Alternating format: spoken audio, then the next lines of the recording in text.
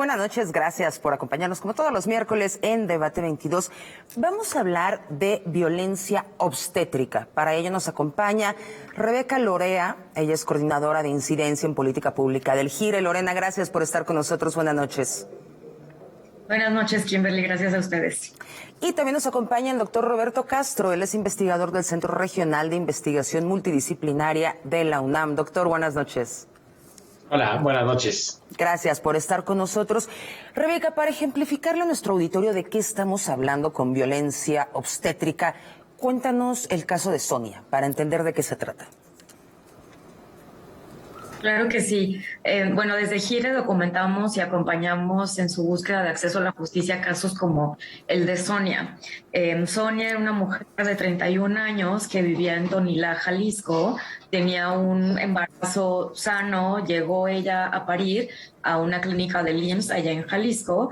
Y le tuvieron que hacer una cesárea. Antes de entrar a la cesárea, la doctora que le estaba atendiendo la cuestionó sobre si ya había hablado con su esposo sobre la posibilidad de no tener más hijas o hijos, y ella le contestó pues que no, que era una conversación que aún no tenía con su esposo. Entonces lo que hizo esta doctora fue que salió y tergiversó toda la información, le dijo al esposo de Sonia que Sonia ya había aceptado que se le hiciera la oclusión tubaria bilateral, es decir, la ligadura de trompas, que se le esterilizara, y le dio un papel a firmar al esposo de Sonia para que él diera la autorización, cuando en realidad ni Sonia la había dado, y además esto es un derecho personalísimo, individual, que nadie más tiene que dar el consentimiento. Rebeca, ¿esto fue inmediatamente después del parto? O sea, ¿tiene el bebé e inmediatamente después la doctora empieza a gestionar? Sí, durante una cesárea, en lo que se estaba preparando para la cesárea, porque precisamente se aprovechó como que ya había una incisión, ya había una intervención médica como tal en el cuerpo de Sonia para hacerle también la esterilización. Sonia se enteró hasta después de que la habían esterilizado, que habían engañado a su esposo para dar una autorización, que aun cuando no lo hubieran engañado, no es el esposo ni es nadie más quien tiene que dar la autorización. La oclusión tubaria bilateral no es un procedimiento de emergencia médico por el cual se pueda saltar este requisito básico de que sea la persona a quien se le realiza, quien dé la autorización y quien dé el consentimiento, y pues privaron a Sonia del ejercicio de sus derechos reproductivos al quitarle cualquier decisión sobre su propio cuerpo, sobre tener más hijos, hijas o no, y o sea, hacerla tomar ni siquiera ella tomó la decisión, y además tergiversar toda la información hacia el resto de su familia. La esterilización no consentida es solo una de las muchas formas en las que se expresa la violencia obstétrica en la atención médica del embarazo, parto y puerperio. Historias que no creíamos que pudieran pasar en este milenio. En realidad parece que me estás hablando de algo de la Edad Media. Doctor Roberto Castro, cuéntenos qué otros tipos de violencia obstétrica padecen las mujeres. Bueno, hay muchísimos. Tienen que ver desde el maltrato verbal, el acoso durante el trabajo de parto. De hecho, hace algunos años se publicó la última versión de la ENDIRE, la Encuesta Nacional sobre la Dinámica de las Relaciones en los Hogares, que es la encuesta en realidad sobre violencia contra mujeres. Y se incluyó ahora, en el 2016, una serie de preguntas sobre cómo les fue en el parto. Entonces, a las mujeres que tuvieron un bebé en los últimos 5 años. Entonces, por ejemplo, el 11% reportan que durante la atención del parto les gritaron o las regañaron.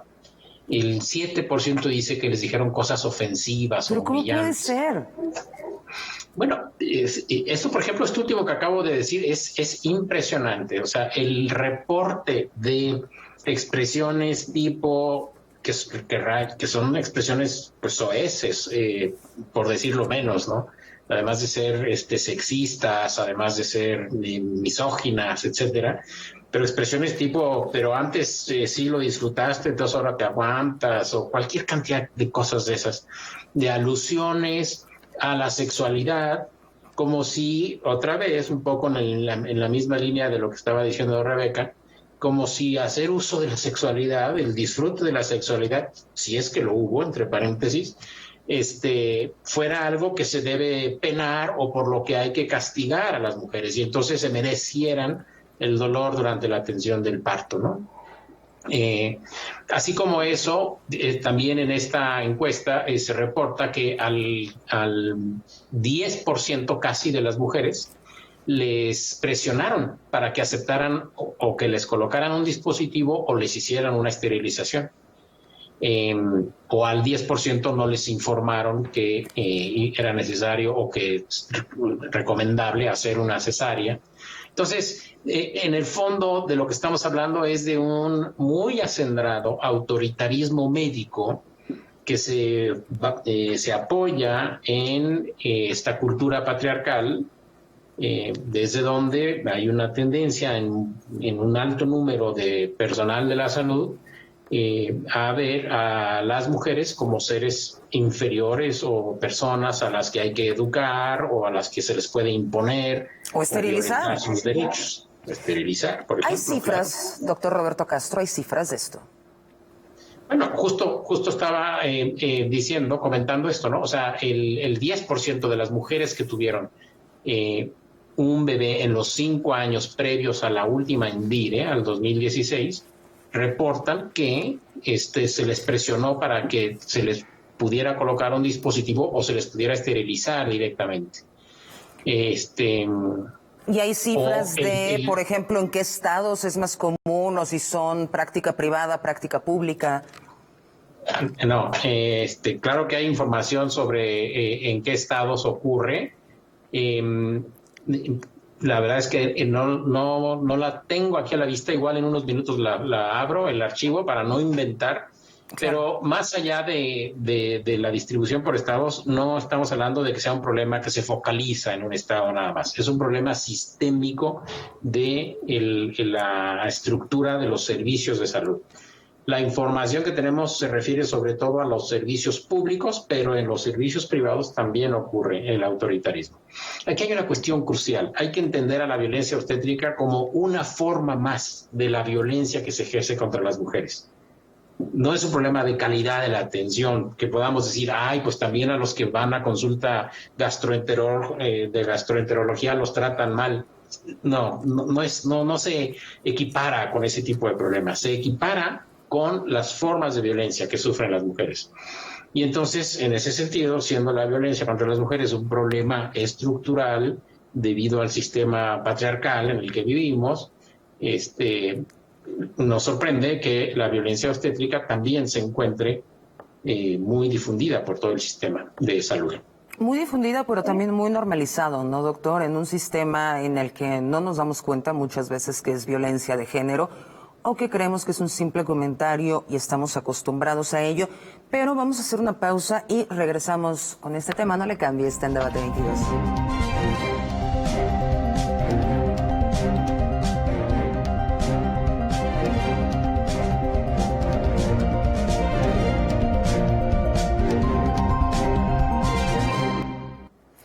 Rebeca, vamos contigo. Es sabido que en México tenemos un gran problema de impartición de justicia. Muchos feminicidios ni siquiera se tipifican.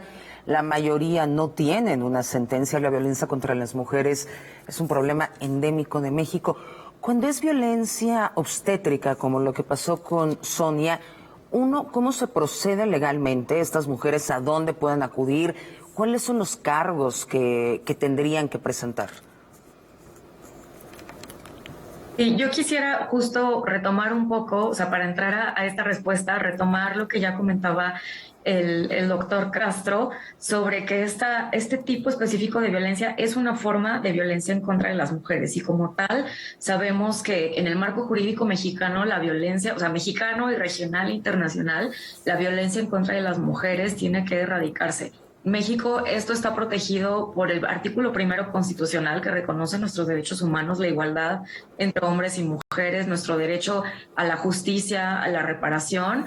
Y también hay distintas legislaciones. Sabemos que desde 2007 hay una Ley General de las Mujeres de acceso a una vida libre de violencia y además en cada una de las 32 entidades federativas hay leyes locales de acceso a una vida libre de violencia en las cuales vienen distintos listados de los tipos de violencia que podemos vivir o sobrevivir o a veces no sobrevivir las mujeres. Entre ellas está en 28 entidades federativas ya se reconoce en estas leyes de acceso la violencia obstétrica como un tipo específico de violencia, y hay otras en las que, si bien no puede estar expresamente la violencia obstétrica reconocida, no quiere decir que no se pueda judicializar o que ahí no exista o que no haya acceso a la justicia, porque la violencia obstétrica se puede expresar de forma física cuando se hacen intervenciones sin el consentimiento, como fue en el caso de Sonia, o como hay otros casos en los que se hacen episiotomías u otras intervenciones sin el consentimiento de las mujeres, pero también se expresa de forma psicológica, verbal, como todos estos maltratos que ya comentaba el doctor Castro, cuando se les dice a las mujeres gordas, no te dolió cuando lo hiciste, y un sinfín de humillaciones, o incluso puede haber también afectaciones de índole sexual, ¿no? Cuando hay intervenciones que tienen además como repercusión y como consecuencias afectaciones en la vida sexual de las mujeres, o incluso puede haber testimonios o casos de abuso sexual durante la atención del parto. Entonces, lo que voy con esto es que la violencia obstétrica, aunque no aparezca formalmente en todas las leyes o en algunas, no quiere decir que no se pueda acceder a la justicia. Algunas entidades federativas han optado, además de hacer la violencia obstétrica una forma específica en estas leyes de acceso, también considerarla un delito, es decir, ponerla en sus códigos penales. Nosotras eso lo vemos como una estrategia no tan efectiva para terminar con la violencia obstétrica, porque la violencia obstétrica tiene que ver con cuestiones estructurales del Sistema Nacional de Salud. No es necesario, o sea, la legislación penal y los delitos como tal individualizan responsabilidades. No se puede presentar una denuncia penal contra todas las personas que estaban en el turno, toda una institución, sino que lo que busca el derecho penal es poner un castigo individual a una persona por haber hecho algo en específico. Y la violencia obstétrica se tiene muchísimas expresiones, tiene muchísimas causas, y también el derecho penal tiene un nivel más elevado de probar cuando alguien cometió un delito. En el derecho penal la carga de la prueba está en la víctima y no en la persona que lo comete. Entonces es muy difícil decirle a una mujer que compruebe que un médico... Que la insultaron. O quien sea, la insultó, ¿no? ¿Quién le va a decir? ¿Quién va a tener testigos? Tal. Entonces, la verdad es que el derecho penal es una herramienta que se queda muy corta. La estrategia que hemos seguido nosotras en GIR en el acompañamiento a mujeres como Sonia y otras en todo México ha sido, por una parte, la presentación de quejas en comisiones de derechos humanos locales o en la Comisión Nacional cuando se trata de instituciones nacionales como el IMSS o como el ISSSTE, y también los juicios de amparo. En el caso de Sonia seguimos ambas vías. La Comisión Nacional de Derechos Humanos apenas emitió una recomendación, pero en el caso del juicio de amparo en el que acompañamos a Sonia, llegó a la Suprema Corte de Justicia de la Nación, que lo resolvió en mayo de este año, y resolvió por primera vez reconociendo que la esterilización no consentida es una forma de violencia obstétrica y que ante ello Sonia tiene derecho a la reparación integral. ¿Cuál sería la reparación integral de ese daño que no se puede reparar? ¿Cuál sería la sentencia para quien practicó esta esterilización? Sí, es un sentimiento agridulce, porque por una parte hay un avance jurídico en reconocer desde la Suprema Corte de Justicia de la Nación a la violencia obstétrica como una forma de violencia en contra de las mujeres, pero en efecto es también por una parte difícil aspirar a esta reparación integral legislativa. O sea, a partir del marco jurídico, la reparación integral comprende 5 aspectos, que es la rehabilitación, la satisfacción, la compensación, las medidas de no repetición y la restitución. Entonces, precisamente la parte de la restitución, que es regresar a una persona a cómo estaban las cosas antes de que se le violaran sus derechos humanos, es todo un reto. Y también ha sido un reto en la búsqueda del acceso a la justicia las medidas de no repetición, es decir, que a partir de un caso concreto como el de Sandra, se aspire a que esto no le vuelva a pasar a nadie. No solo que no le pase a Sandra, que la vuelvan a maltratar en los servicios de atención obstétrica, sino que no le vuelva a pasar a nadie, a ninguna mujer, ni en el IMSS, ni en ninguna otra institución. Sin embargo, como nosotras hemos visto, es muy difícil porque son cosas que tienen que ver con la formación del personal médico, que es algo que el doctor Roberto ha investigado, ya puesto, nunca ha quitado el dedo del renglón, pero también tiene que ver con presupuesto, también tiene que ver con violencias que vive el personal médico, y entonces es muy difícil aspirar también a medidas de no repetición. En el resto de los casos, o en el resto de los aspectos que abarcan una reparación integral, pues ya es algo que se tiene que trabajar y que nosotras trabajamos en conjunto con Sonia para que sea ella quien dicte qué es lo que la puede hacer sentir mejor después de un momento tan complicado. Doctor Roberto Castro, tenemos la violencia normalizada. ¿Cómo darnos cuenta que estamos siendo víctimas de violencia obstétrica? Uy, muy buena pregunta. Efectivamente, está normalizada, pero sobre todo a los ojos de quienes la ejercen. Porque yo empecé a investigar este tema hace muchos años porque mis amigas me contaban y habían sido atendidas en servicios privados, en fin, y me contaban historias atroces de las que ellas eran conscientes. Y luego haciendo trabajo de campo en comunidades rurales, yo preguntaba sobre cómo se había sentido la señora en el embarazo y en el parto, y me contaban, pues mire, bien, pero ahí fue donde el doctor me regañó y me dijo y me hizo. Entonces, no ha estado tan naturalizada ni tan invisibilizada desde el punto de vista de la experiencia de muchas mujeres. Lo que no había ocurrido es que el tema salga a la luz y salga con un nombre, como es el de violencia obstétrica. Ahí es donde se han dado los avances más importantes.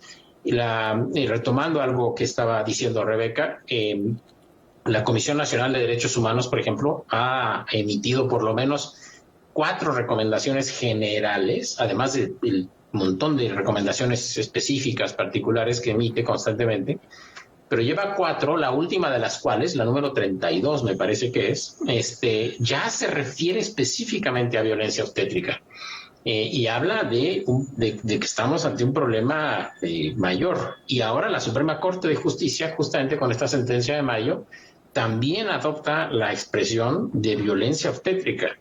Entonces, bueno, ahí tenemos un avance muy importante. Se está nombrando, incomodando a mucha gente, pero de modo, así es. Se están nombrando las cosas por su nombre y se está dejando de invisibilizar.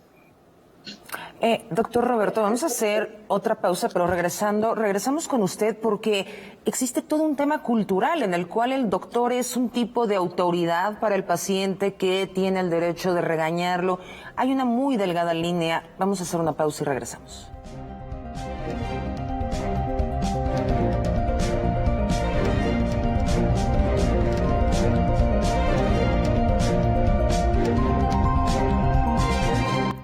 Gracias por continuar con nosotros. Doctor Roberto Castro, ¿qué pasa en el sector médico para que puedan ejercer este tipo de violencia?